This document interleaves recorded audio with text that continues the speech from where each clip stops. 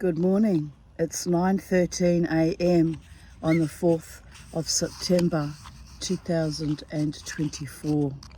It's Wednesday and it's a glorious day again in Brisbane, Australia. So I thought I'd continue on with reading of The Last Unicorn by Peter Beagle. We're up to chapter 7 and let's see how much we get done today. I have a debrief today, so I suspect there'll be another video after this one to complete the story. It's quite a long one, but I'm enjoying it. I hope you're enjoying it as much as I am. Chapter 7. The town of Hagsgate was shaped like a footprint, long toes splaying from a broad paw and ending in the dark claws of a digger. And indeed, where the other towns of King Haggard's realm seemed to scratch like sparrows at the mean land, Hagsgate was well and deeply dug in. Its streets were smoothly paved, its gardens glowed, and its proud houses might have grown up out of the earth like trees. Lights shone in every window, and the three travellers could hear voices and dogs barking and dishes being scrubbed until they squeaked. They halted by a high hedge, wondering.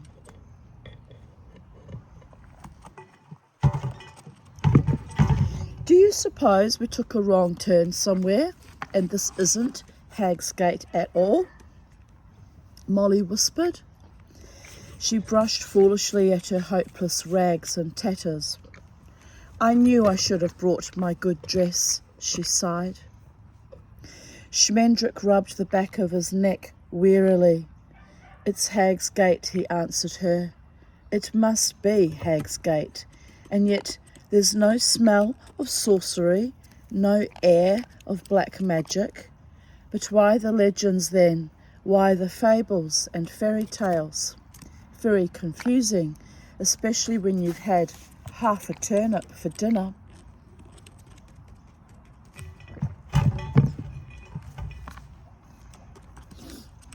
The unicorn said nothing.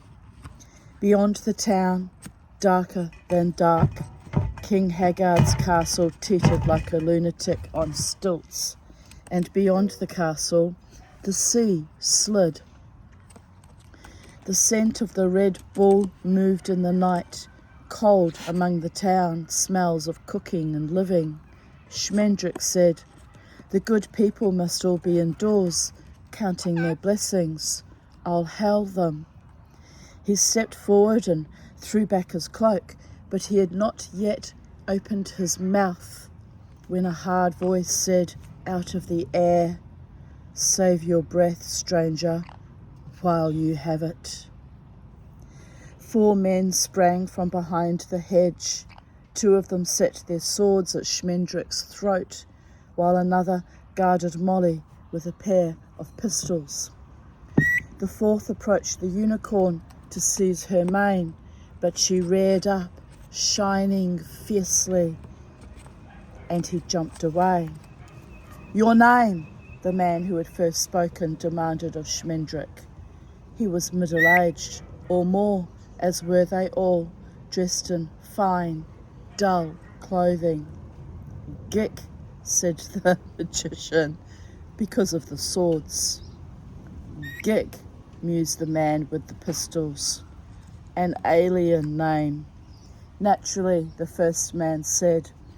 All names are alien in Hagsgate. Well, Mr. Gick, he went on, lowering his sword slightly to the point where Schmendrick's collarbones converged. If you and Mrs. Gick would kindly tell us what brings you skulking here.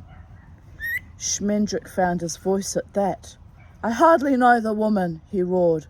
My name is Schmendrick the magician, and I am hungry and tired and unpleasant.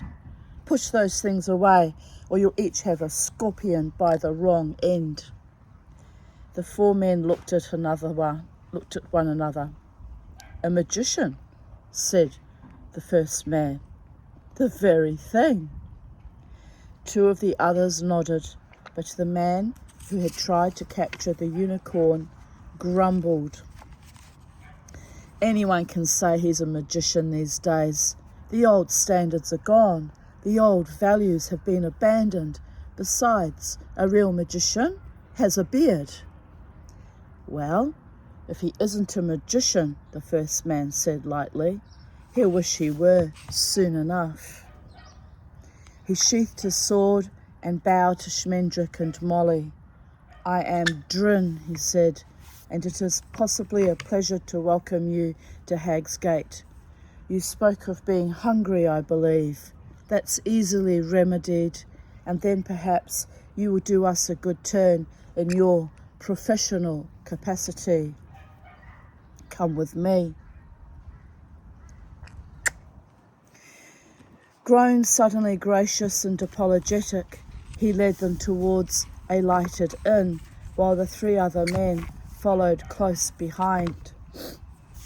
More townsfolk came running by, streaming eagerly from their houses, with their own dinners half eaten and their tea left steaming, so that by the time Schmendrick and Molly were seated, there were nearly 100 people wedged together on the inn's long benches, jamming into the doorway and falling through the windows.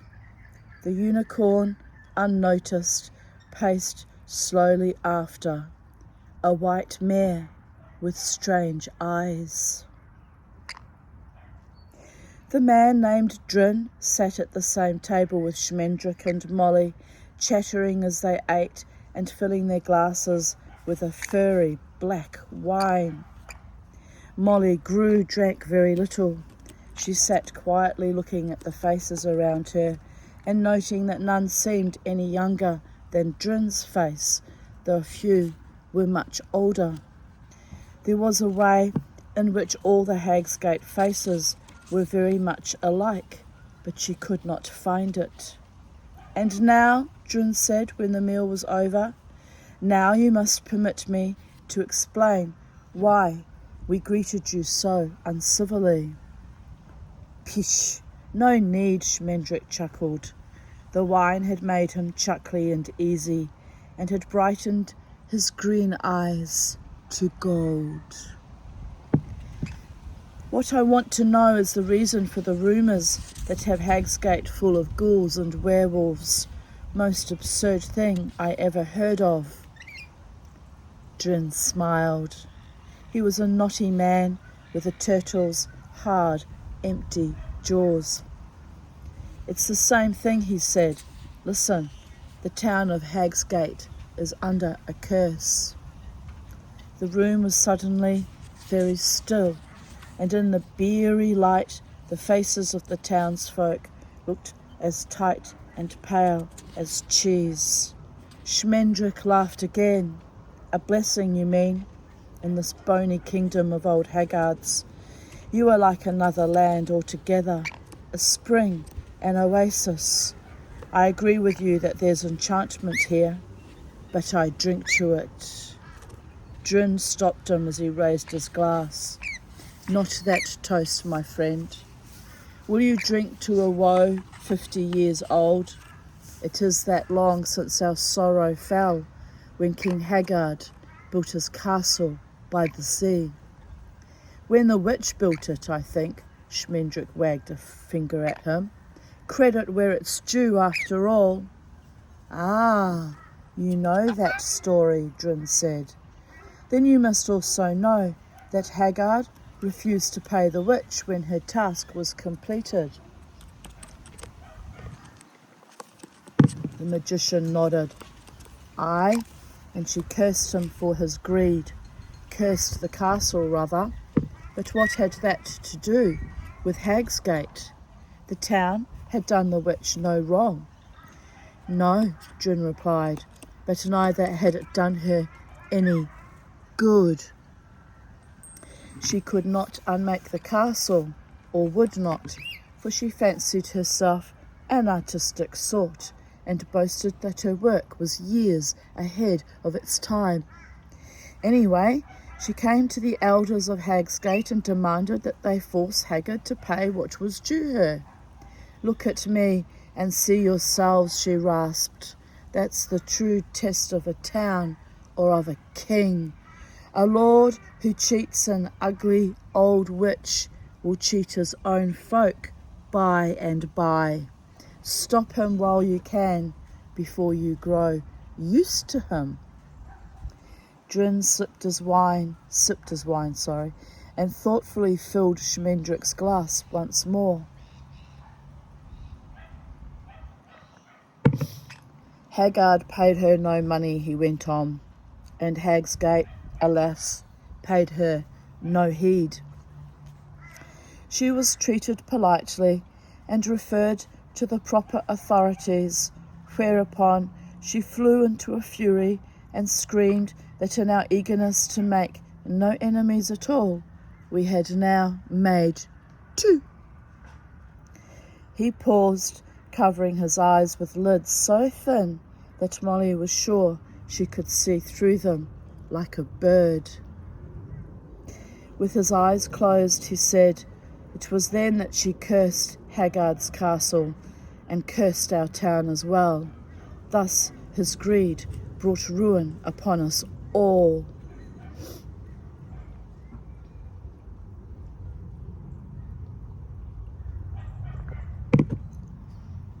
In the sighing silence, Molly Grew's voice came down like a hammer on a horseshoe, as though she were again berating poor Captain Cully. "Haggard's less at fault than you yourselves," she mocked the folk of Hagsgate, "for he was only one thief, and you were many. You earned your trouble by your own avarice, not your king's." Drin opened his eyes and gave her an angry look. "We earned nothing," he protested. "It was our parents and grandparents whom the witch asked for help, and I'll grant you that they were as much to blame as Haggard in their way. We would have handled the matter quite differently."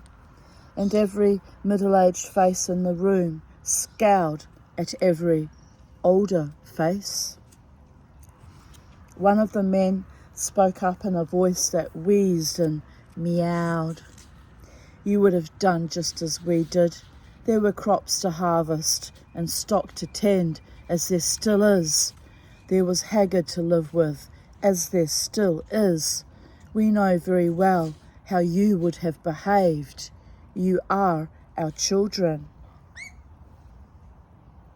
Drin glowered him down, and other men began to shout spitefully, but the magician quieted them all by asking, "What was the curse? Could it have anything to do with the Red Bull?" The name rang coldly even in the bright room, and Molly felt suddenly lonely. On an impulse she added her own question, though it had nothing to do with the conversation. "Have any of you ever seen a unicorn?" It was then that she learned 2 things: the difference between silence and utter silence, and that she had been quite right to ask that question. The Hagsgate faces tried not to move, but they did move. Drin said carefully, "We never see the bull, and we never speak of him. Nothing that concerns him can be any business of ours. As for unicorns, there are none. There never were." He poured the black wine again. "I will tell you the words of the curse," he said. He folded his hands before him and began to chant. "You whom Haggard holds in thrall, share his feasts and share his fall. You shall see your fortune flower till the torrent takes the tower.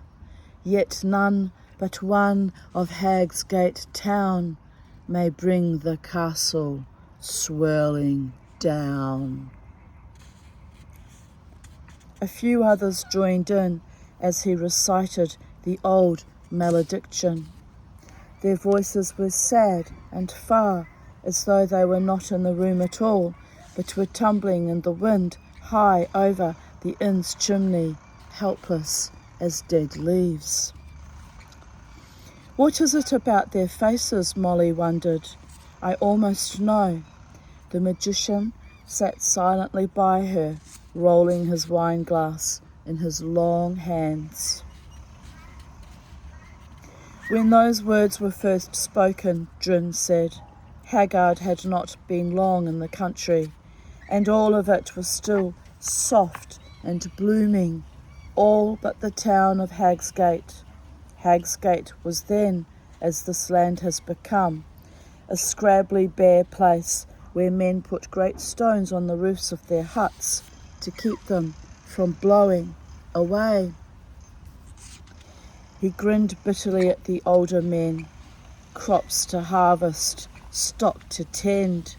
You grew cabbages and rutabagas. Rutabagas? And a few pale potatoes. And in all of Hagsgate there was but one weary cow. Strangers thought the town accursed, having offended some vindictive witch or other.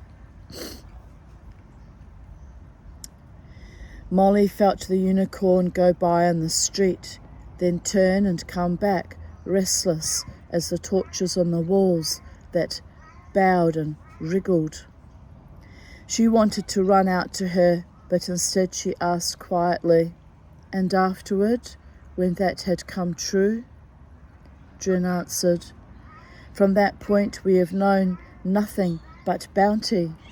Our grim earth has grown so kind that gardens and orchards spring up by themselves. We need neither to plant nor to tend them. Our flocks multiply, our craftsmen become more clever in their sleep. The air we breathe and the water we drink keep us from ever knowing illness. All sorrow parts to go around us, and this has come about while the rest of the realm, once so green, has shriveled to cinders under Haggard's hand. For 50 years, none but he and we have prospered. It is as though all others had been cursed." "Share his feast and share his fall," Schmendrick murmured. I see. He gulped another glass of the black wine and laughed. "But old King Haggard still rules and will until the sea overflows. You don't know what a real curse is. Let me tell you my troubles." Easy tears suddenly glittered in his eyes. "To begin with, my mother never liked me. She pretended, but I knew."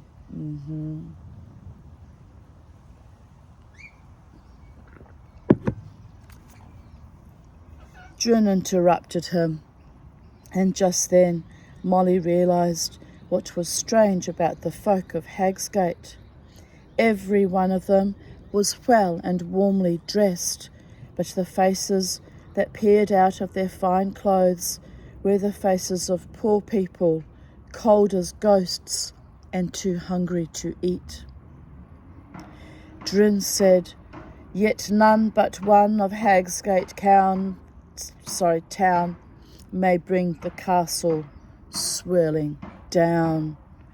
How can we delight in our good fortune when we know that it must end and that one of us will end it? Every day makes us richer and brings us one day nearer to our doom. Magician, for 50 years we have lived leanly, avoided attachments, untied all habits, readying ourselves for the sea.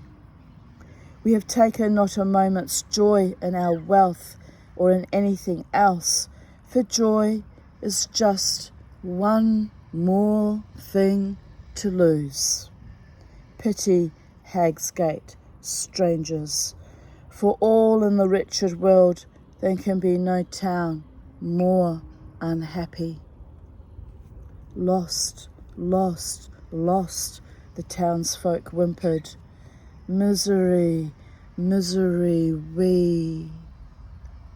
Molly Grew stared wordlessly at them, but Schmendrick said respectfully, "That's a good curse. That's a professional job. I always say, whatever you're having done, go to an expert. It pays in the long run." Drin frowned and Nolly nudged Schmendrick. The magician blinked. "Oh, well, what is it you wish of me? I must warn you that I am not a very skilful sorcerer, but I will be glad to lift this curse from you, if I can." "I had not taken you for any more than you are," Drin answered, "but such as you are, you should do as well as any. I think we will leave the curse the way it is. If it were lifted, we might not become poor again, but we would no longer grow steadily richer, and that would be just as bad. No, our real task is to keep Haggard's tower from falling, and since the hero who will destroy it can only come from Hagsgate, this should not be impossible. For one thing, we allow no strangers to settle here.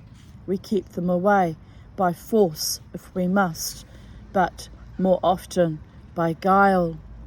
Those dark tales of Hagsgate that you spoke of, we invented them ourselves and spread them as widely as we could to make certain we would have few visitors." He smiled proudly with his hollow jaws. Schmendrick propped his chin on his knuckles and regarded Drin with a sagging smile. "What about your own children?" he asked. "How can you keep one of them from growing up to fulfill the curse?" He looked around the inn, sleepily studying every wrinkled face that looked back at him. "Come to think of it," he said slowly, "are there no young people in this town? How early do you send children to bed in Hagsgate?" No one answered him. Molly could hear blood creaking in ears and eyes and skin twitching like water plucked by the wind. Then Drin said, "We have no children. We have had none since the day that the curse was laid upon us." He coughed into his fist and added, "It seemed the most obvious way of foiling the witch." Schmendrick threw back his head and laughed without making a sound, laughed to make the torches dance. Molly realized that the magician was quite drunk. Drin's mouth disappeared and his eyes hardened into cracked porcelain. "I see no humour in our plight," he said softly. "None at all. I'm going to move us out of the hot sun because I can't see you and you can't see me, and I'm a voice in the wilderness, and I don't know, somehow I'm uncomfortable with that. Sit over here as I often do. Oh, here we go. That's a bit better, isn't it? I'm here, slightly here anyway. Ever so slightly here, my darlings. Right, the only thing is, now you're quite low down. How am I going to do this?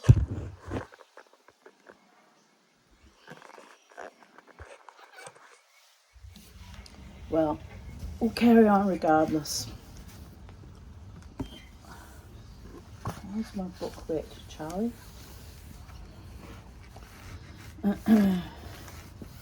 Dry it on my skirt.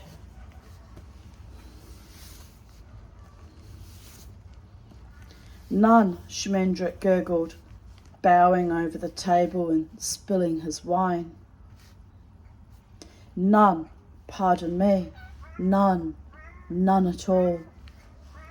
Under the angry gaze of 200 eyes, he managed to recover himself and reply seriously to Drin. Then it would seem to me that you have no worries, none that would worry you anyway. A small wee of laughter sneaked out between his lips, like steam from a tea kettle.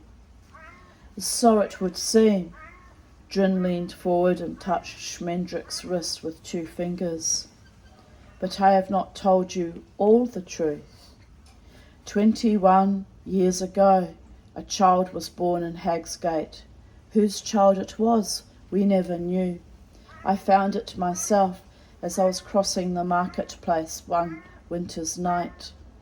It was lying on a butcher's block, not crying, although there was snow, but warm and chuckling under a comforter of stray cats. They were all purring together, and the sound was heavy with knowledge. I stood by the strange cradle for a long time, pondering while the snow fell and the cats purred prophecy. He stopped, and Molly Grew said eagerly, "You took the child home with you, of course, and raised it as your own." Drin laid his hands, palm up, on the table.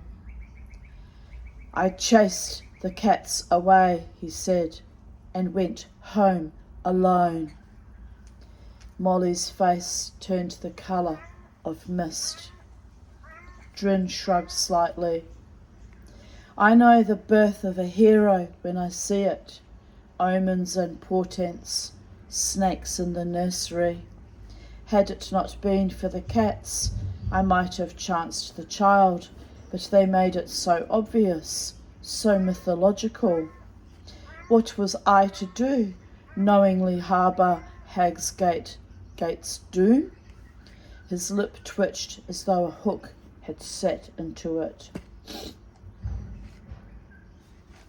"As it happens, I erred, but it was on the side of tenderness. When I returned at sunrise, the baby had vanished."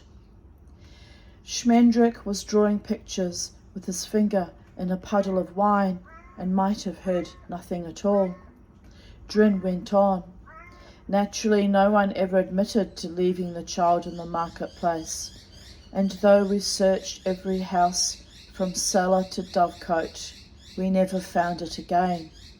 I might have concluded that wolves had taken the brat, or even that I had dreamed the whole encounter, cats and all, but for the fact that on the very next day a herald of King Haggard's came riding into town, ordering us to rejoice. After 30 years of waiting, the king had a son at last." He looked away from the look on Molly's face. Our foundling, incidentally, was a boy. Schmendrick licked the tip of his finger and looked up. "Lear," he said thoughtfully. "Prince Lear."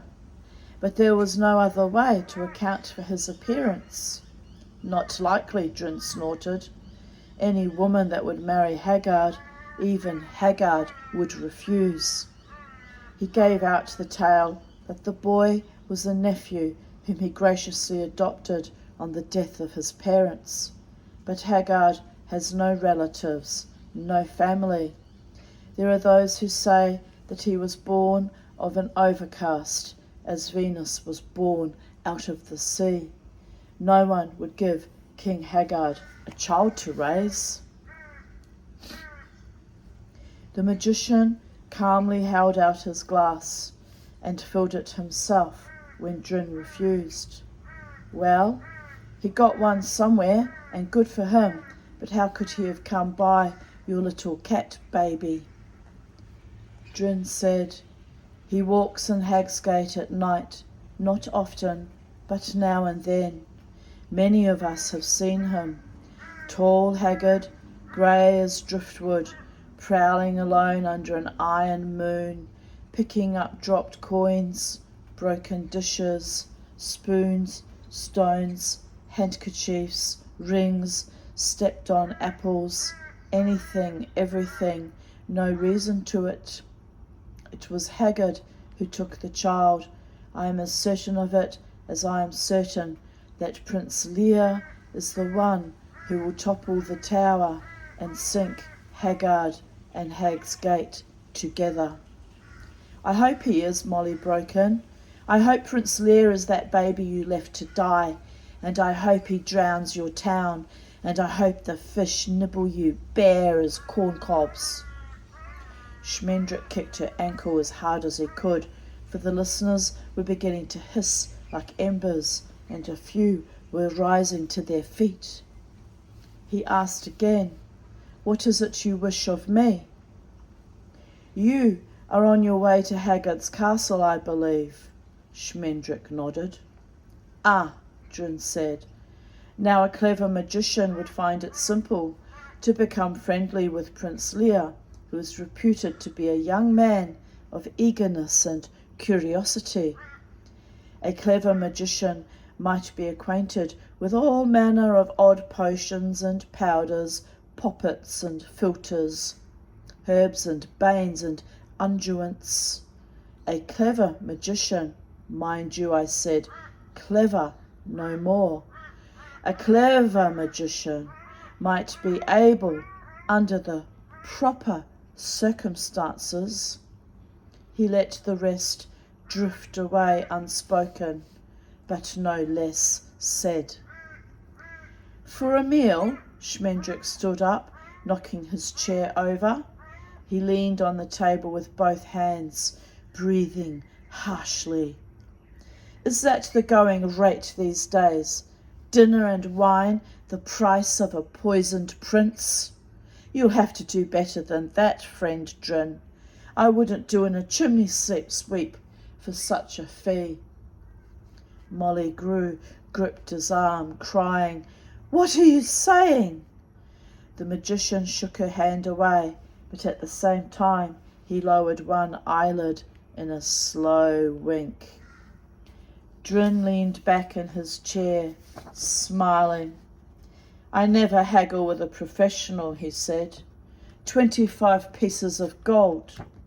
They haggled for half an hour, Schmendrick demanding 100 gold pieces, and Drin refusing to offer more than 40.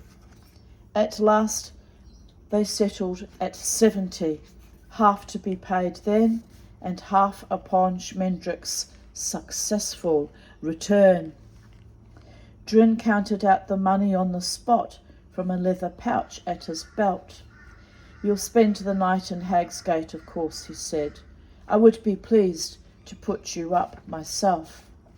But the magician shook his head. "I think not. We will go on to the castle, since we're so near to it now.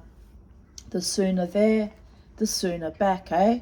And he grinned a crafty and conspiratorial grin.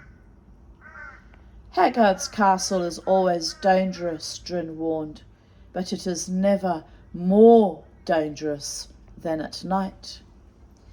"They say that about Hag's Gate too," Schmendrick replied. "You mustn't believe everything you hear, Drin." He walked to the door of the inn, and Molly followed him. There he turned and beamed at the folk of Hag's Gate, hunched in their finery. "I would like to leave you with this last thought," he told them.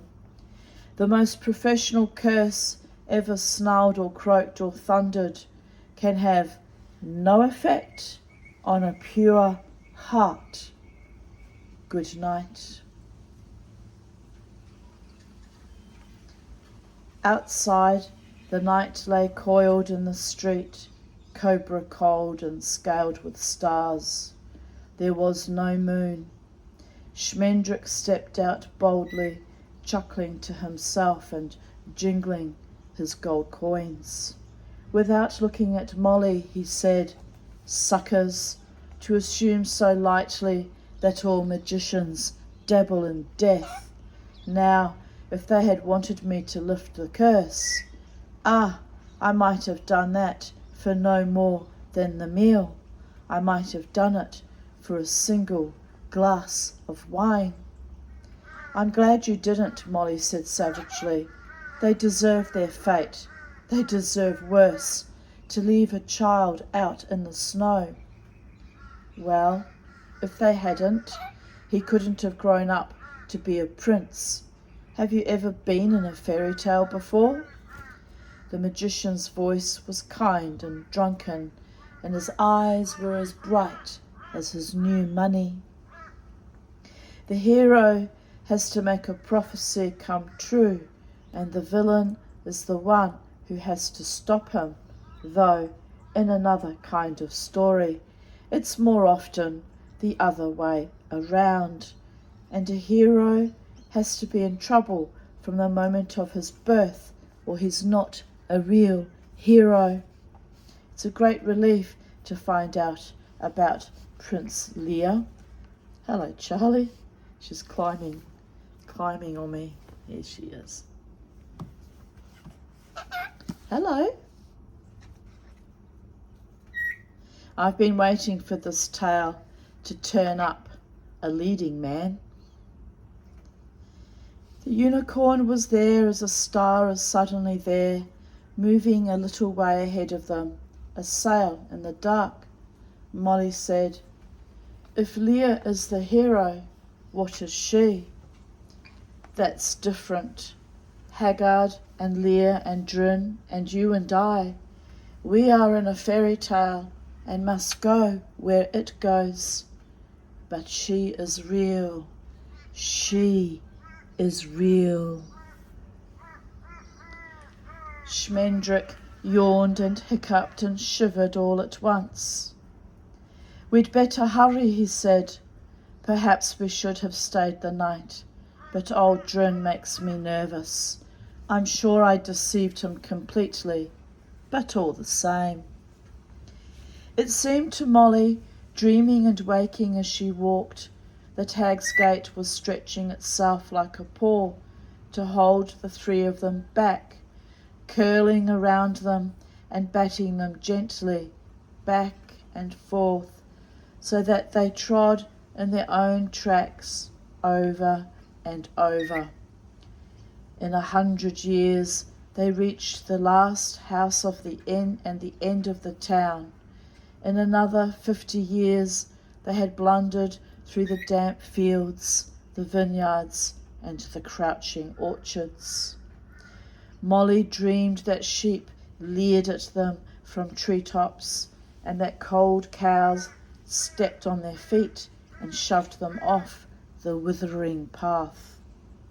But the light of the unicorn sailed on ahead, and Molly followed it, awake or asleep. King Haggard's castle was stalking in the sky, a blind black bird that fished the valley by night. Molly could hear the breathing of its wings. Then the unicorn's breath stirred in her hair, and she heard Schmendrick asking, "How many men?" "3 men," the unicorn said. "They have been behind us since we left Hag's Gate, but now they are coming swiftly. Listen." Steps too soft for their quickness, voices too muffled to mean any good. The magician rubbed his eyes. Perhaps Drin has started to feel guilty about underpaying his poisoner, he murmured. Perhaps his conscience is keeping him awake. Anything is possible. Perhaps I have feathers. He took Molly by the arm and pulled her down into a hard hollow by the side of the road. The unicorn lay nearby, still as moonlight. Daggers gleaming like fish trails on a dark sea, a voice suddenly loud and angry. "I tell you we've lost them. We passed them a mile back while I heard that rustling. I'm damned if I'll run any farther." Be still, a second voice whispered fiercely. Do you want them to escape and betray us?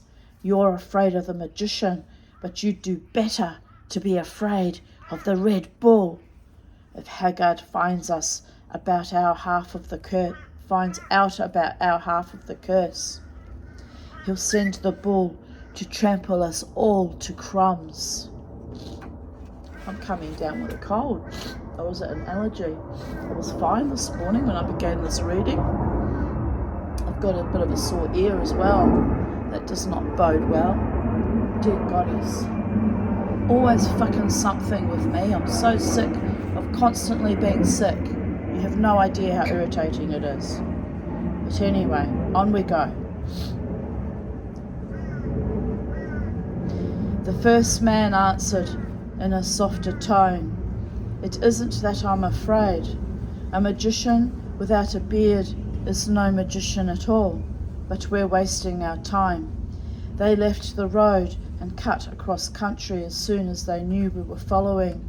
We could chase along here all night and never come up with them. Another voice, wearier than the first two. We have chased them all night. Look over there. Dawn is coming. Molly found that she had wriggled halfway under Schmendrick's black cloak and buried her face in a clump of spiny dead grass. She dared not raise her head, but she opened her eyes and saw that the air was growing strangely light. The second man said, You're a fool. It's a good 2 hours to morning, and besides, we're heading west. In that case, the third voice replied, I'm going home. The footsteps started briskly back up the road. The first man called, Wait, don't go. Wait, I'll go with you. To the second man, he muttered hastily, I'm not going home. I just want to retrace our trail a little way. I still think I heard them, and I've dropped my tinderbox somewhere. Molly could hear him edging off as he spoke. Damn you for cowards, the second man swore. Wait a moment then. Will you wait till I try what Drin told me? The retreating footsteps hesitated, and he chanted loudly. Warmer than summer, more filling than food, sweeter than woman, and dearer than blood. Hurry, the third voice said. Hurry, look at the sky. What is this nonsense? Even the second man's voice was growing nervous. It isn't nonsense. Drin treats his money so well that it cannot bear to be parted from him. Most touching relationship you ever saw. This is the way he calls to it. He went on rapidly, quavering a little. Stronger than water and kinder than dove, say the name of the one you love. Drin rang the gold coins in Schmendrick's purse. Drin, drin, drin, drin, drin. Then everything happened. The ragged black cloak whipped against Molly's cheek as Schmendrick rolled to his knees, groping desperately for the purse. It buzzed like a rattlesnake in his hand. He hurled it far into the brush, but the three men were running at them together, daggers as red as though they had already been struck. Beyond King Haggard's castle, a burning brightness was rising, breaking into the night like a great shoulder. The magician stood erect, menacing the attackers with demons, metamorphoses, paralyzing ailments and secret judo holds. Molly picked up a rock. With an old, gay, terrible cry of ruin, the unicorn reared out of her hiding place. Her hoofs came slashing down like a rain of razors. Her mane raged, and on her forehead she wore a plume of lightning. The 3 assassins dropped their daggers and hid their faces, and even Molly Grew and Schmendrick cowered before her. But the unicorn saw none of them. Mad, dancing, sea-white, she belled her challenge again, and the brightness answered her with a bellow like the sound of ice breaking up in the spring. Drin's men fled, stumbling and shrieking. Haggard's castle was on fire, tossing wildly on a sudden cold wind. Molly said aloud, "But it has to be the sea. It's supposed to be." She thought that she could see a window as far away as it was, and a grey face. Then the Red Bull came. Chapter 8. He was the colour of blood, not the springing blood of the heart, but the blood that stirs under an old wound that never really healed.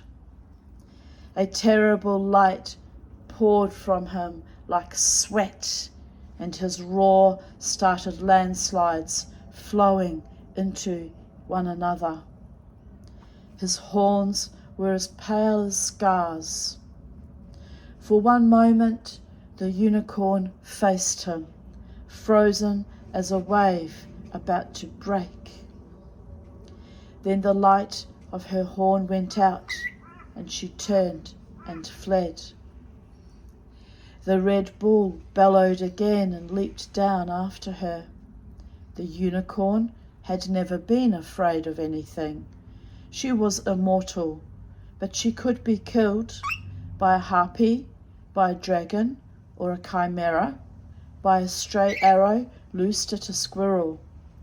But dragons could only kill her. They could never make her forget what she was, or themselves forget that even dead she would still be more beautiful than they. The Red Bull did not know her, and yet she could feel that it was herself he sought, and no white mare. Fear blew her dark then, and she ran away, while the bull's raging ignorance filled the sky and spilled over into the valley.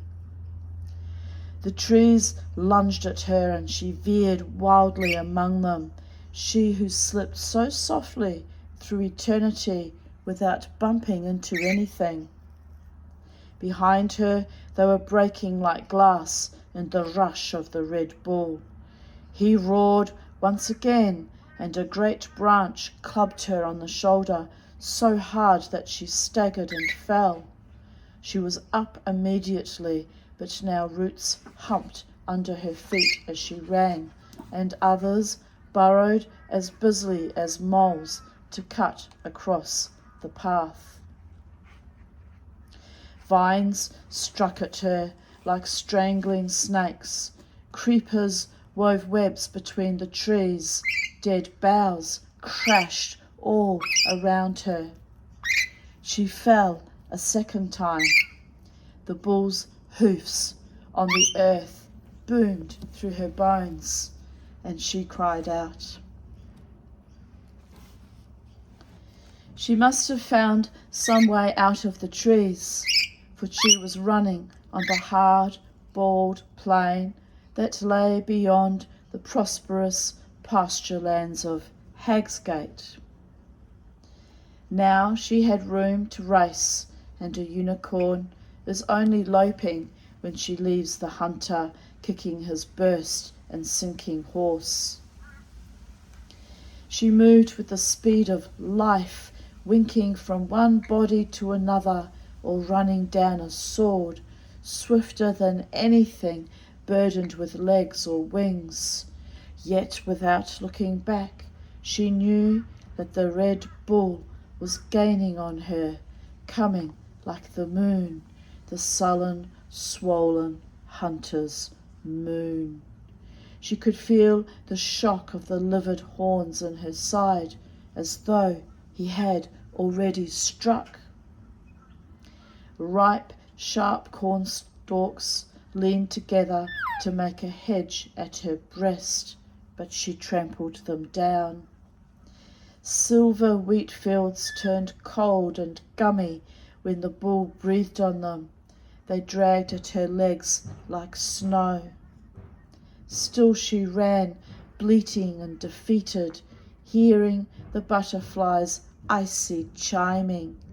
They passed down all the roads long ago, and the red bull ran close behind them. He had killed them all. Suddenly the bull was facing her, as though he had been lifted like a chess piece, swooped through the air and sat down again to bar her way.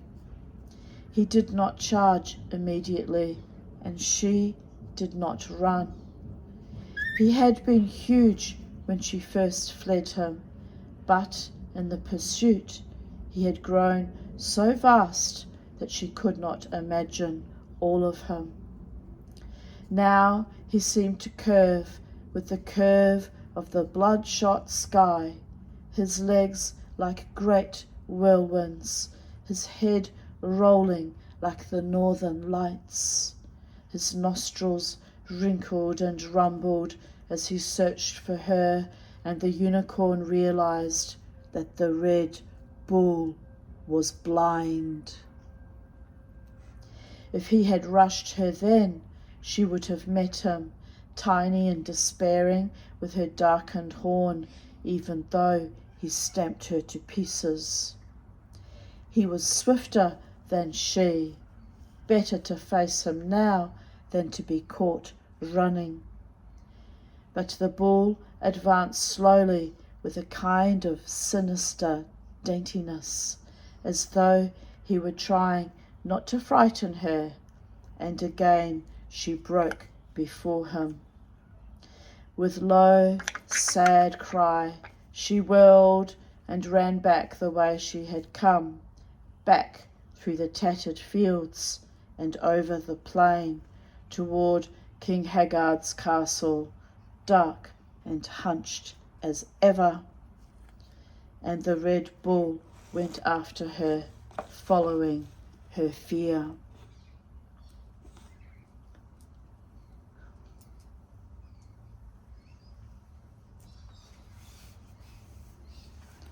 Schmendrick and Molly had been spun away like chips when the bull went by. Molly slammed breathless and witless against the ground, and the magician hurled into a tangle of thorns that cost him half his cloak and an eighth of his skin. They got up when they could and went limping in pursuit, leaning on one another. Neither one said a word. The way through the trees was easier for them than the unicorn had found it, for the red bull had been there since. Molly and the magician scrambled over great tree trunks, not only smashed but trodden halfway into the ground, and dropped to hands and knees to crawl around crevasses they could not fathom in the dark. No hoofs could have made these, Molly thought dazedly. The earth had torn itself, shrinking from the burden of the bull. She thought of the unicorn, and her heart paled. When they came out on the plain, they saw her, far and faint, a tuft of white water on the wind, almost invisible in the glare of the red bull. Molly grew a little crazy with weariness and fear, saw them moving the way stars and stones move through space, forever falling, forever following, forever alone. The red bull would never catch the unicorn, not until now caught up with, knew, bygone with Begin. Molly smiled serenely. But the blazing shadow loomed over the unicorn until the bull seemed to be all around her. She reared, swerved, and sprang away in another direction, only to meet the bull there, his head lowered and his jaws drooling thunder. Again she turned, and again, backing and sidling, making crafty little dashes to this side or that, and each time the red bull headed her off by standing still. He did not attack, but he left her no way to go save one. He's driving her, Schmendrick said quietly. If he wanted to kill her, he would have done it by now. He's driving her the way he drove the others, to the castle, to Haggard. I wonder why. Molly said, "Do something."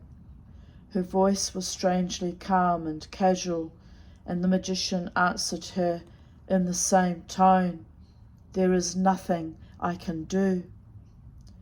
The unicorn fled once more, pitifully tireless, and the red bull let her have room to run, but none to turn.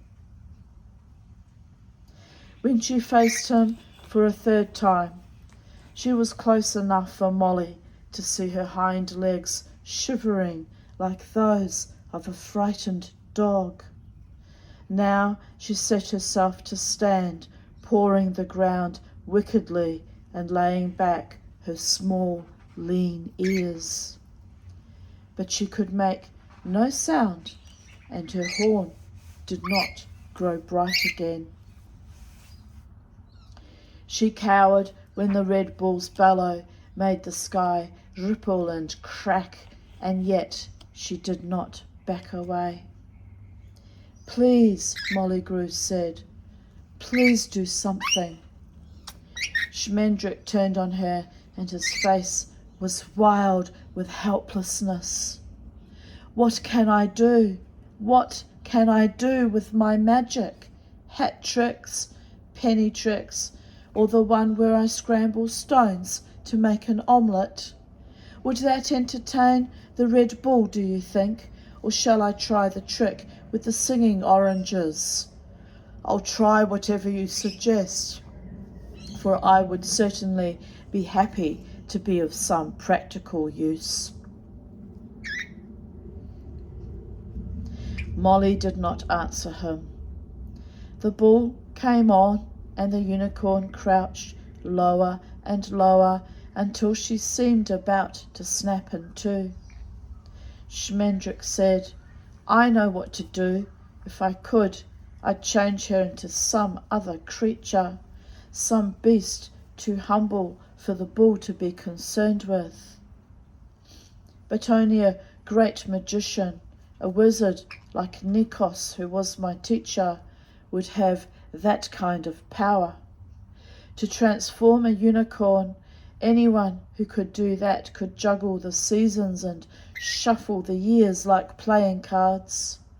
And I have no more power than you have, less, for you can touch her, and I cannot." Then he said suddenly, "Look, it's over." The unicorn was standing still before the red bull, her head down, and her whiteness drabbled to a soapy grey.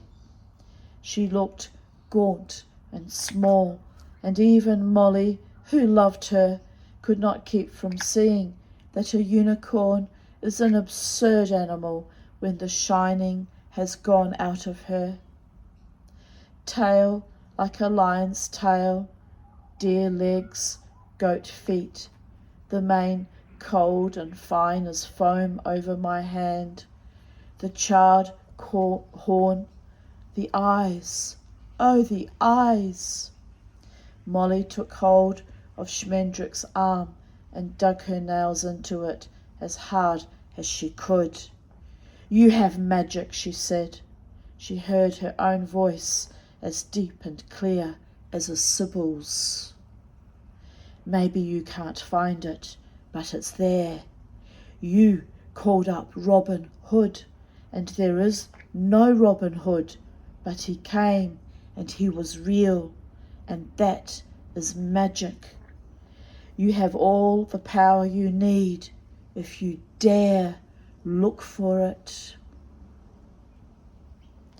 Schmendrick regarded her in silence, staring as hard as though his green eyes were beginning the search for his magic in Molly Grew's eyes. As a segue, sometimes there is great magic in lovingly staring into another mortal's eyes, am I right? Oh, Charlie.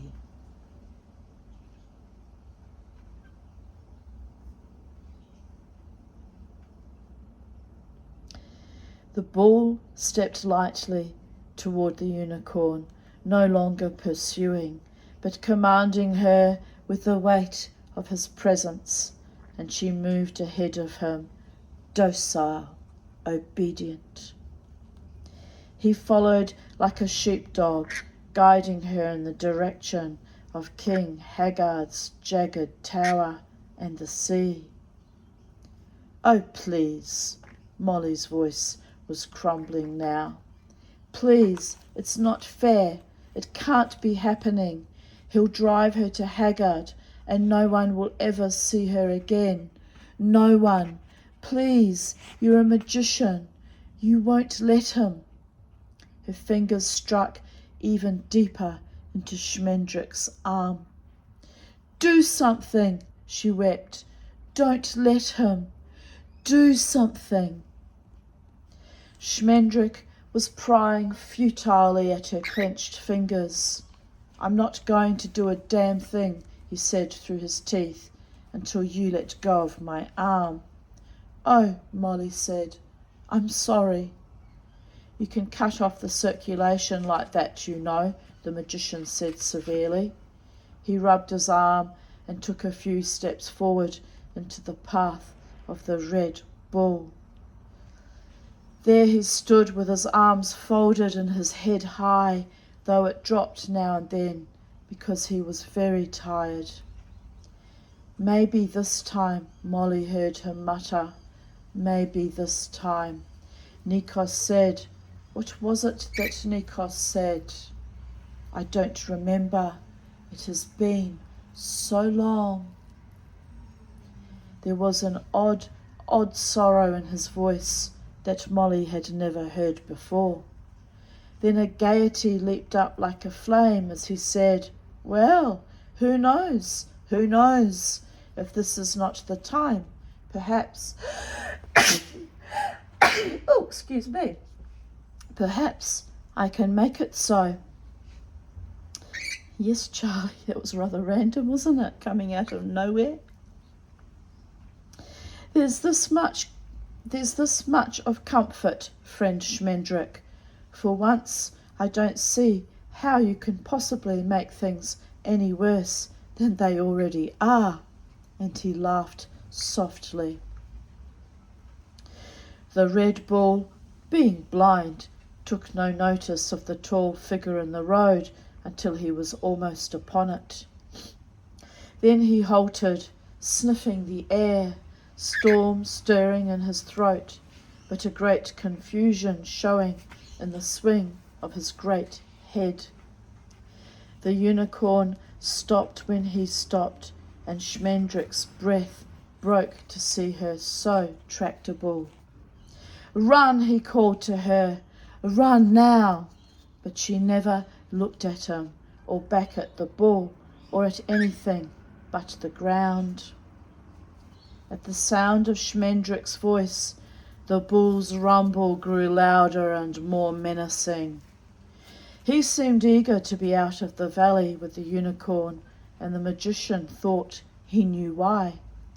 Beyond the towering brightness of the Red Bull, he could see 2 or 3 sallow stars and a curious hint of a warmer light. Dawn was near. He doesn't care for daylight, Schmendrick said to himself. That's worth knowing. Once more he shouted to the unicorn to fly, but his only answer came in the form of a roar like a drum roll. The unicorn bolted forward, and Schmendrick had to spring out of her way, or she would have run him down. Close behind her came the bull, driving her swiftly now, as the wind drives a thin, torn mist. The power of his passage picked Schmendrick up and dropped him elsewhere, tumbling and rolling to keep from being trampled, his eyes jarred blind and his head full of flames. He thought he heard Molly Grew scream. You're such a beautiful birdie, Charlie. Yes, you are. Scrabbling to one knee, he saw that the Red Bull had herded the unicorn almost to the beginning of the trees. If she would only try one more time to escape, but she was the bull's and not her own. The magician had one glimpse of her, pale and lost between the pale horns, before the wild red shoulders surged across his sight. Then, swaying and sick and beaten, he closed his eyes and let his hopelessness march through him until something woke somewhere that had wakened in him once before. He cried aloud for fear and joy. What words the magic spoke the second time he never knew surely. They left him like eagles, and he let them go, and when the last one was away, the emptiness rushed back with a thunderclap that threw him on his face. It happened as quickly as that. This time he knew before he picked himself up that the power had been and gone. Ahead, the Red Bull was standing still, nosing at something on the ground. Schmendrick could not see the unicorn. He went forward as fast as he could, but it was Molly who first drew near enough to see what the bull was sniffing. She put her fingers in her mouth like a child. At the feet of the Red Bull there lay a young girl, spilled into a very small heap of light and shadow. She was naked, and her skin was the colour of snow by moonlight. Fine, tangled hair, white as a waterfall, came down almost to the small of her back. Her face was hidden in her arms. "Oh," Molly said, "oh, what have you done?" And heedless of any danger, she ran to the girl and knelt beside her. The Red Bull raised his huge blind head and swung it slowly in Schmendrick's direction.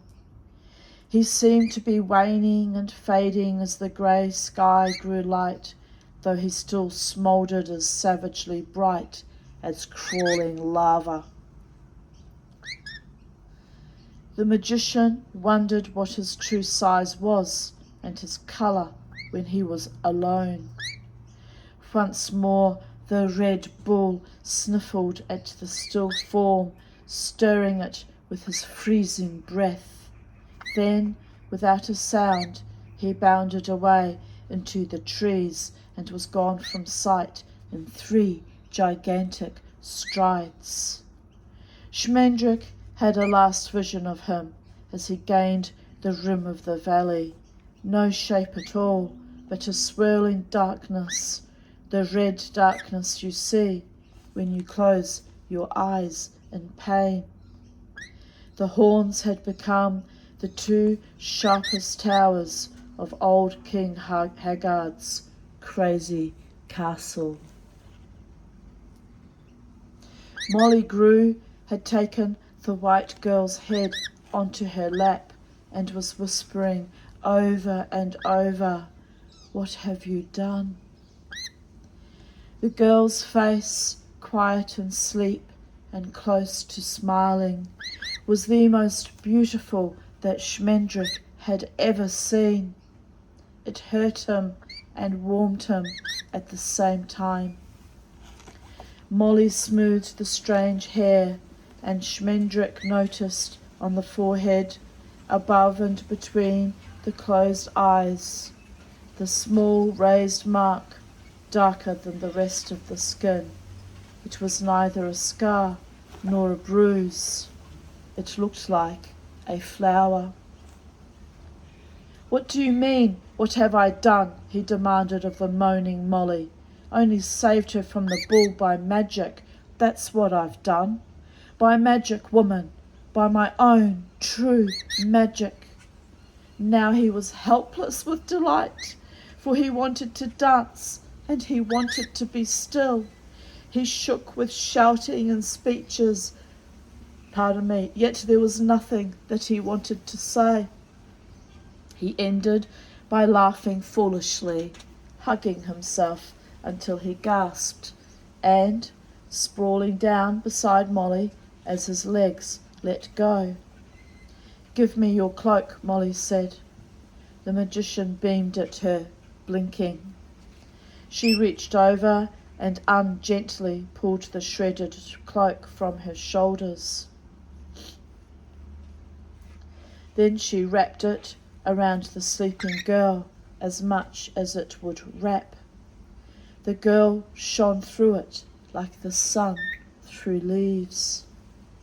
"Doubtless you are wondering how I plan to return her to her proper shape," Schmendrick offered.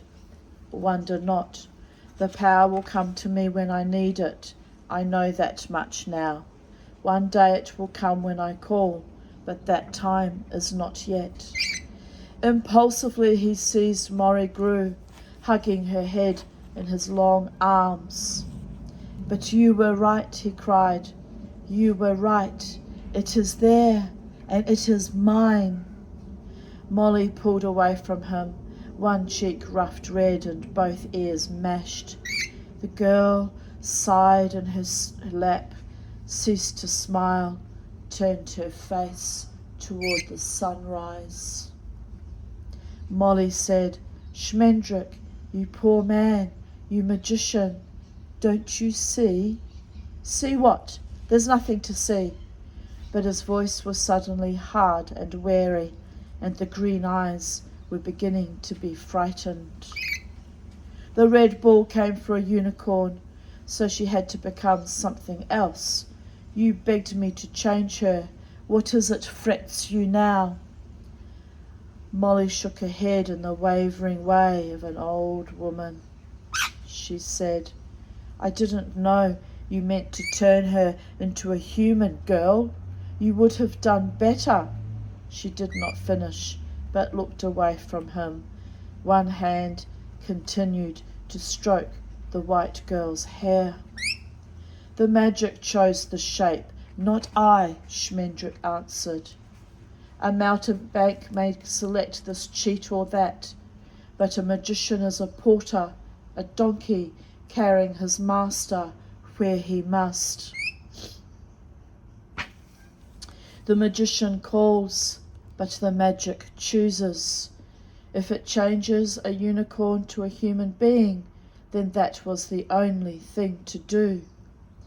His face was fevered with an ardent delirium which made him look even younger. "I am a bearer," he sang. "I am a dwelling. I am a messenger." "You are an idiot," Molly Grew said fiercely. "Do you hear me? You're a magician, all right, but you're a stupid magician." But the girl was trying to wake, her hands opening and closing, and her eyelids beating like birds' breasts.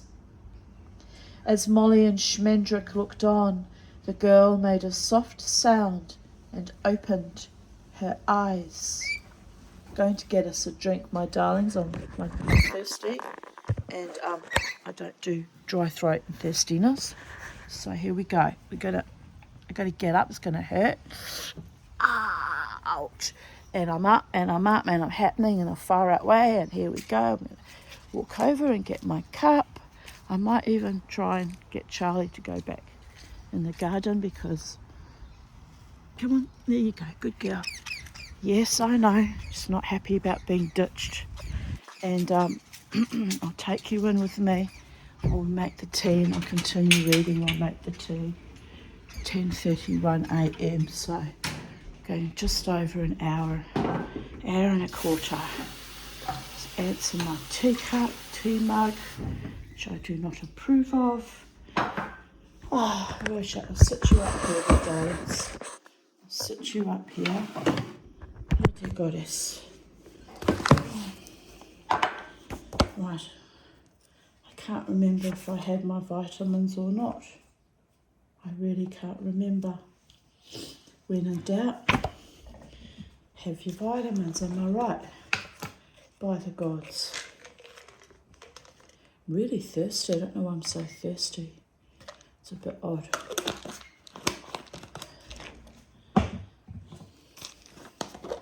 Here we go, my lovelies. Here we go.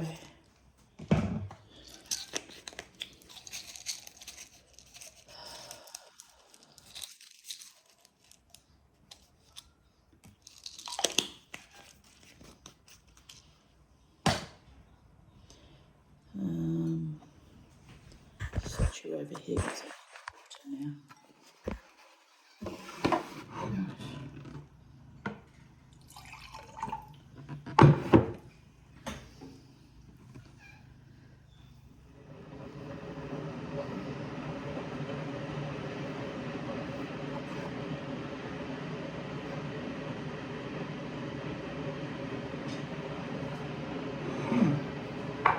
That wet the whistle.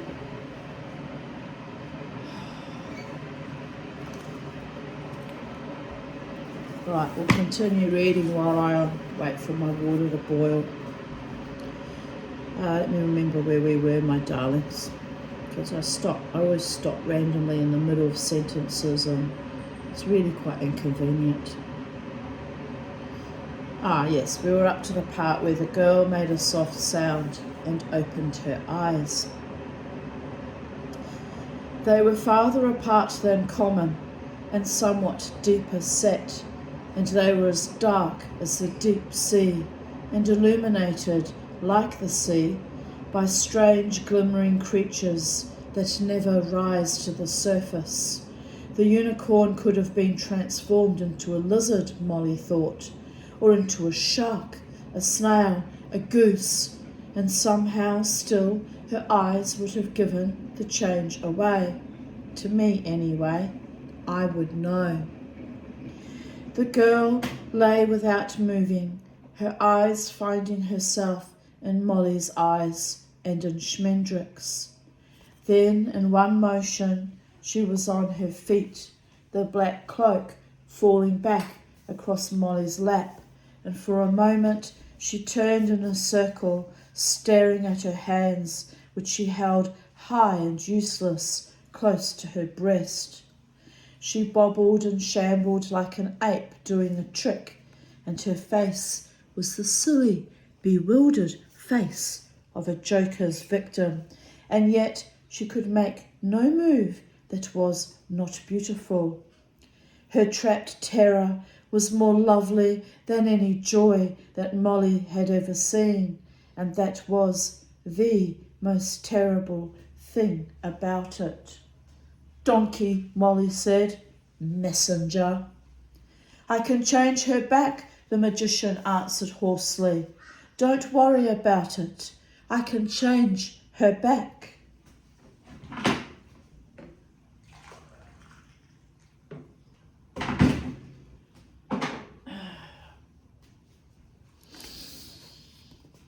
Oh, gosh. Anyway, where were we? Shining in the sun, the white girl hobbled to and fro on her strong young legs. She stumbled suddenly and fell, and it was a bad fall because she did not know how to catch herself with her hands. Molly flew to her, but the girl crouched on the ground, staring at her, and spoke in a low voice. "What have you done to me?" Molly began to cry. Schmendrick came forward, his voice cold and wet, but his voice level. "I turned you into a human being to save you from the Red Bull. There was nothing else I could do. I will turn you to yourself again as soon as I can." "The Red Bull," the girl whispered. "Ah." She was trembling wildly as though something were shaking and hammering at her skin from within. "He was too strong," she said. "Too strong. There was no end to his strength and no beginning. He is older than I." Her eyes widened, and it seemed to Molly that the bull moved in them, crossing their depths like a flaming fish and vanishing. The girl began to touch her face timidly, recoiling from the feel of her own features. Her curled fingers brushed the mark on her forehead, and she closed her eyes and gave a thin, stabbing howl of loss and weariness and utter despair.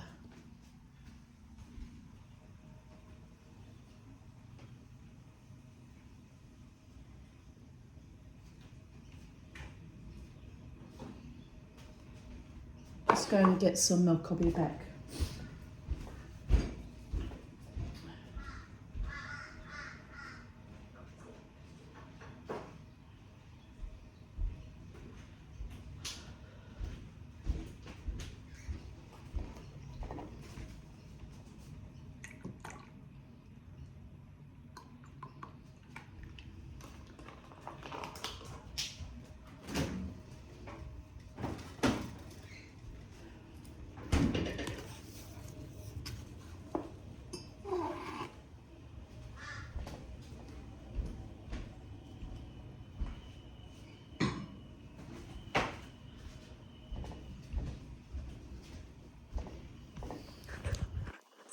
Here we are, my darlings.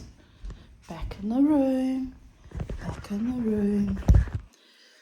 Oh, let me just sit on my cushions. Oh, that's better. Oh.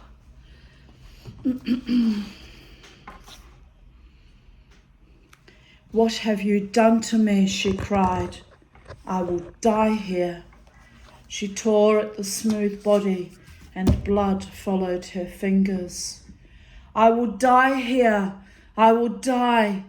Yet there was no fear in her voice, though it ramped in her. No fear in her face, though it ramped in her voice, in her hands and feet, in the white hair that fell down over her new body. Her face remained quiet and untroubled.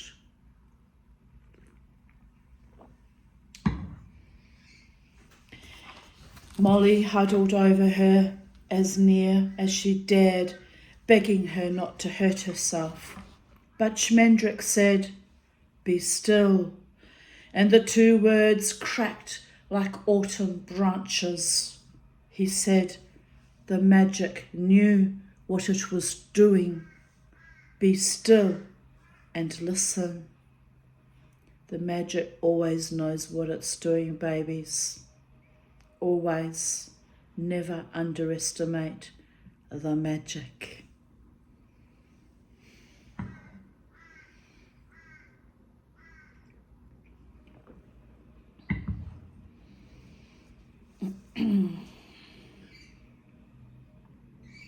"Why did you not let the bull kill me?" the white girl moaned.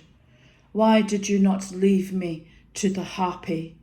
That would have been kinder than closing me in this cage."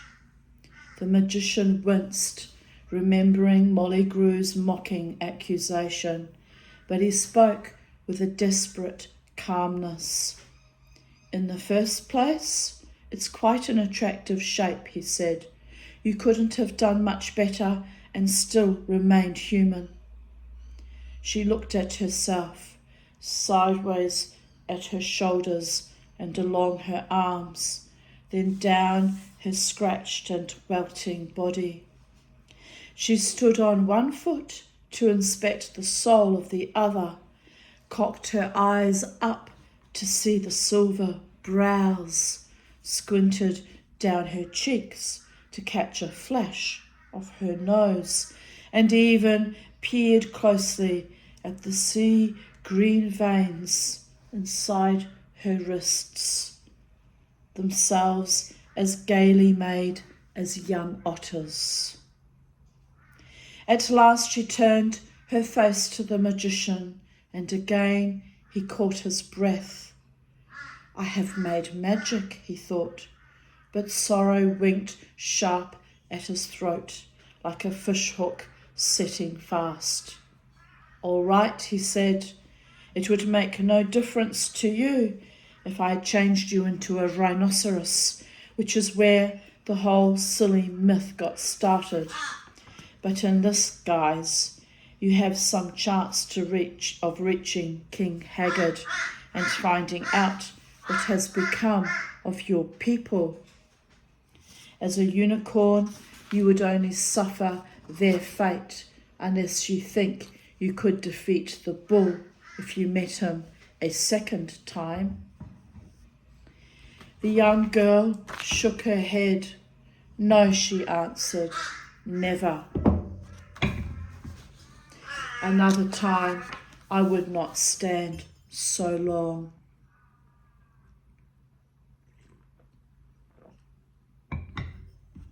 She said, my people are gone, and I will follow them soon, whatever shape you trap me in. But I would have chosen any other than this for my prison. A rhinoceros is as ugly as a human being, and it too is going to die, but at least it never thinks that it is beautiful. No, it never thinks that, the magician agreed. That's why it goes on being a rhinoceros and will never be welcome even at Haggard's court. But a young girl, a girl to whom it can never mean anything that she is not a rhinoceros. Such a girl, while the king and his son seek to solve her, might unravel her own riddle until she comes to its end.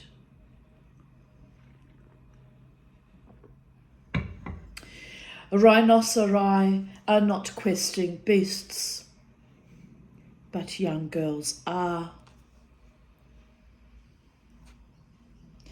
The sky was hot and curdled. The sun had already melted into a lion-coloured puddle, and on the plain of Hag's Gate nothing stirred but the stale, heavy wind. Looks like we're going to get a shower or rain of some kind. It's gone quite murky outside.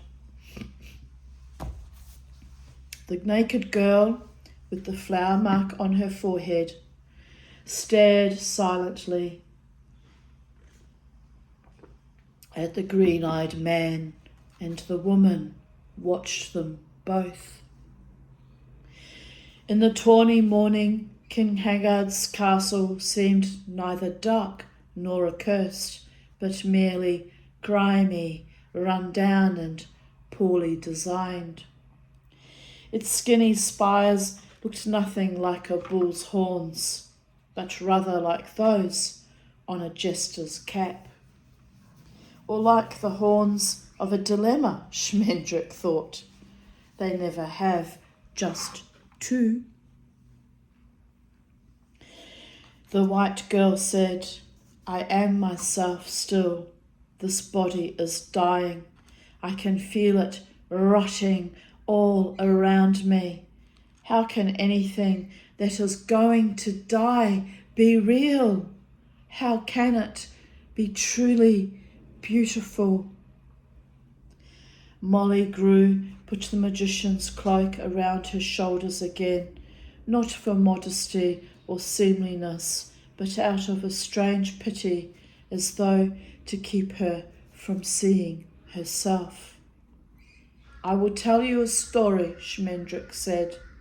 As a child, I was apprenticed to the mightiest magician of all, the great Nikos, whom I have spoken of before.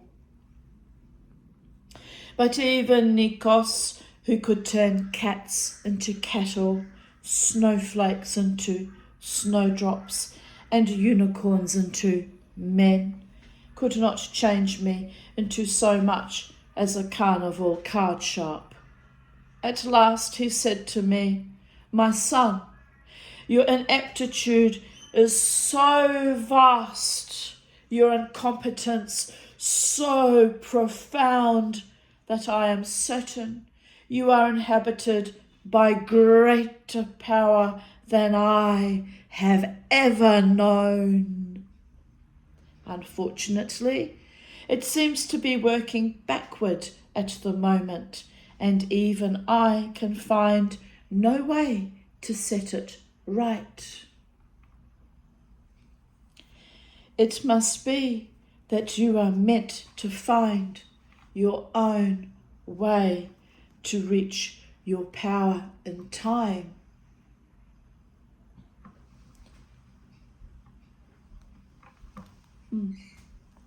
Just noticed someone sprayed graffiti on my neighbour's fence, but it's on the inside of their fence, so I assume it's the sun sprayed some, can't make out what it says. The sun that I thought has gone a bit bonkers recent months, years.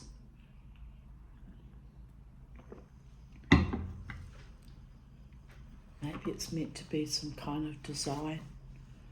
Just looks like they've got a spray and just gone up and down. Ah, well, not my monkey, not my circus.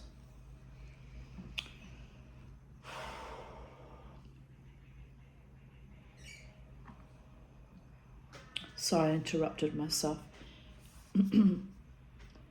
It must be that you are meant to find your own way to reach your power in time. But frankly, you should live so long as that will take you. Therefore, I grant it that you shall not age from this day forth, but will travel the world round and round, eternally inefficient, until at last you come to yourself and know what you are. Don't thank me. I tremble at your doom.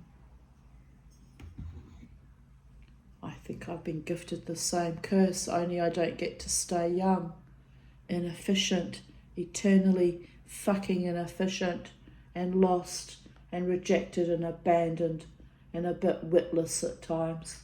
Dear Goddess. Taking things into my own hands, being the man yet again, which terrifies mortals of the male gender. Oh, smallest violin. Ready? And now we dance. Freedom to the Tanya, freedom to the Tanya. She'll play no game with no game playing man. Or words to that effect. Oh, but what fun. Oh, what fun and what mischief and what delight. Oh, the frisson, darlings. Le frisson. Off to see my wizard, my own personal wizard, my psychiatrist. But we have time. We have time, my darlings.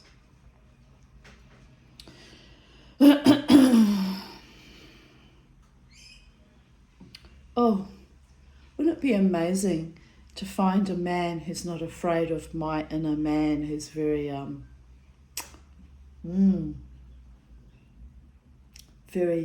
blunt and honest and out there and hammers things down like only a real man can. That's because I wasn't raised by men. I was raised by monsters. So you have to forgive me my little quirks, my darlings. Little girls raised by monsters have no idea how to conduct themselves in romances or the dating game. It's all good, all very good. Even my beautiful hairdresser said to me, I'm glowing. I went, yes, because I've blown another one out of the water. And she just looked at me and made me look even more beautiful than ever before and smiled and said, you make sure you go dancing on Friday. Oh, she's sending me back into the fray as only a true warrior goddess, unrequited one, can do. Just keep dancing, babies. Just keep fucking dancing. And remember, love is the law. Love under will.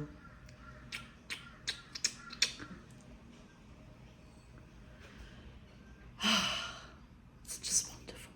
It's just wonderful.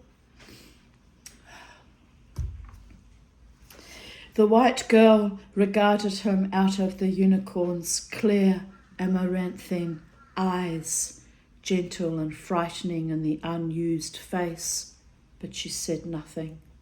It was Molly Grew who asked, and if you should find your magic, what then?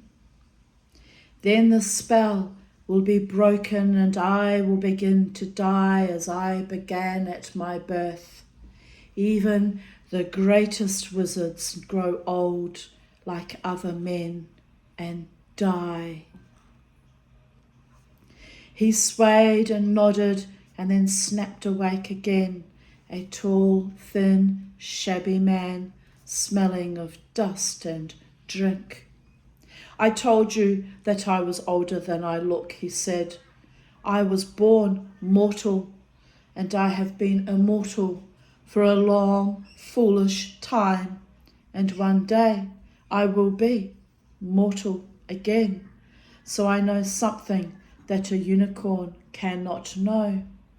Whatever can die is beautiful, more beautiful than a unicorn who lives forever and who is the most beautiful creature in the world. Do you understand me? No, she said. The magician smiled wearily. You will. You're in the story with the rest of us now, and you must go with it, whether you will or no. If you want to find your people, if you want to become a unicorn again, then you must follow the fairy tale to King Haggard's castle and wherever else it chooses to take you. The story cannot end without the princess. You'll be the prince and I'll be the princess. This is how the story goes. Am I right? Oh, never mind. Mama T's queen of her own becoming. What is she becoming? I know not. But in the meantime, I'm queen of it. One has to own one's own shit while living one's very own best own life. Even if one is, like Schmendrick in the story, another Schmendrick, eternally inefficient. The right man will see through all my layers, my bullshit, my castles in the air, my grand, despotic despair. It will love me anyway. Insert insane laughter here. Oh, poor Mama T. It's all good though, because I'm happy, and that's the main thing. Too many men have tried to wither me or cut me down.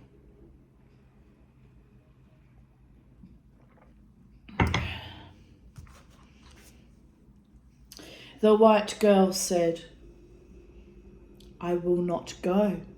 She stepped away, her body weary and the cold hair falling down. She said, I am no princess, no mortal, and I will not go. Nothing but evil has happened to me since I left my forest, and nothing but evil can have become of unicorns in this country. Give me my true shape again, and I will return to my trees, to my pool, to my own place. Your tail has no power over me. I am a unicorn. I am the last unicorn. Had she said that once before, long ago, in the blue-green silence of the trees?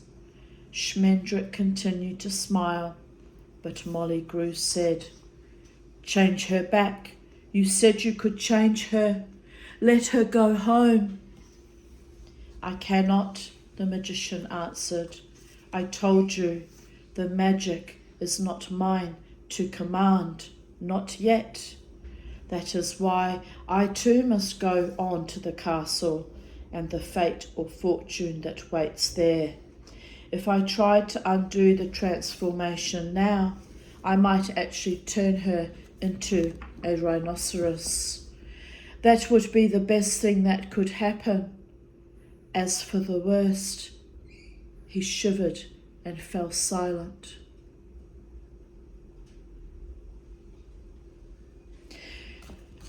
The girl turned from them and looked away at the castle that stooped over the valley. She could see no movement at any window or among the tottering turrets, or any sign of the Red Bull. Yet she knew that he was there, brooding at the castle's roots till night should fall again, strong beyond strength, invincible as the night itself. For a second time, she touched the place on her forehead where her horn had been. When she turned again, they were asleep where they sat, the man and the woman. Their heads were pillowed on air and their mouths hung open. She stood by them, watching them breathe, one hand holding the black cloak closed at her throat. Very faintly, for the first time, the smell of the sea came to her. Chapter 9, Roman numerals by the gods. Chapter 9, most definitely. Where's my head at? The sentinels saw them coming a little before sunset, when the sea was flat and blinding. The sentinels were pacing the second tallest of the many awry towers that sprouted up from the castle and made it resemble one of those odd trees that grow with their roots in the air.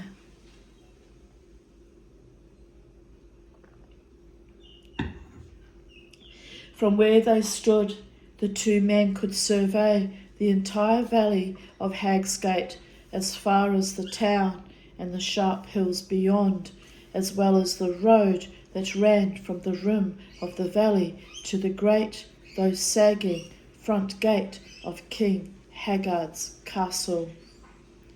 A man and two women, said the first sentinel. He hurried to the far side of the tower, a stomach-startling motion, since the tower tilted so that half of the sentinel's sky was sea. The castle sat on the edge of a cliff which dropped like a knife blade to a thin yellow shore, frayed bare over green and black rocks. Soft, baggy birds squatted on the rocks, snickering. Said so, said so. The second man followed his comrade across the tower at an easier pace. He said, "A man and a woman, the third one in the cloak. I am not certain of the third." Both men were clad in homemade mail, rings, bottle caps, and links of chain sewn onto half-cured hides, and their faces were invisible behind rusted visors, but the second sentinel's voice and gait alike marked him as the elder. "The one in the black cloak," he said again. "Do not be too sure of that one too soon." But the first sentinel leaned out into the orange glare of the tipped-up sea, scraping a few studs loose from his poor armour on the parapet. "It is a woman," he declared. "I would doubt my own sex before hers." "And well you may," the other observed sardonically, "since you do nothing that becomes a man but ride a straddle. I warn you again, be slow to call that third male or female. Wait a little and see what you see."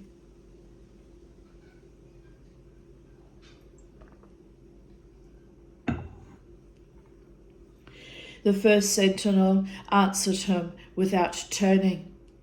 "If I had grown up never dreaming that there were two separate secrets to the world, if I had taken every man I met to be exactly like myself, still I would not know that this creature was different from anything I had ever seen before.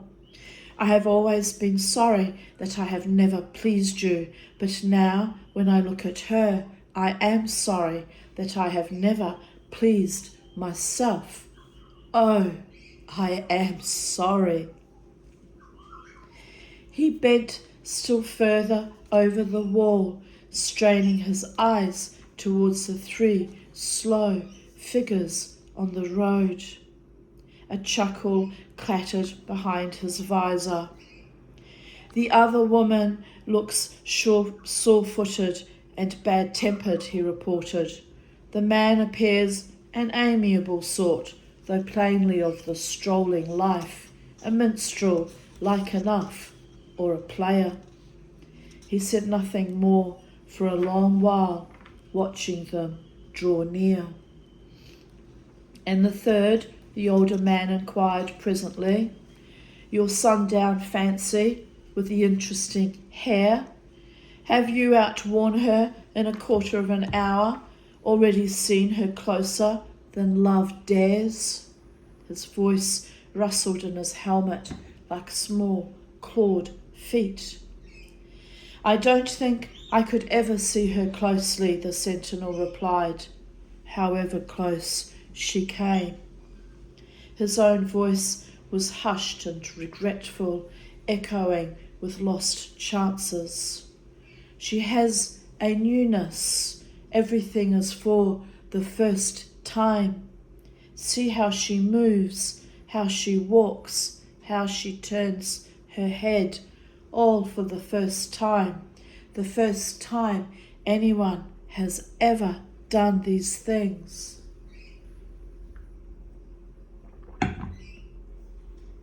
"See how she draws her breath and lets it go again, as though no one in the world knew that air was good.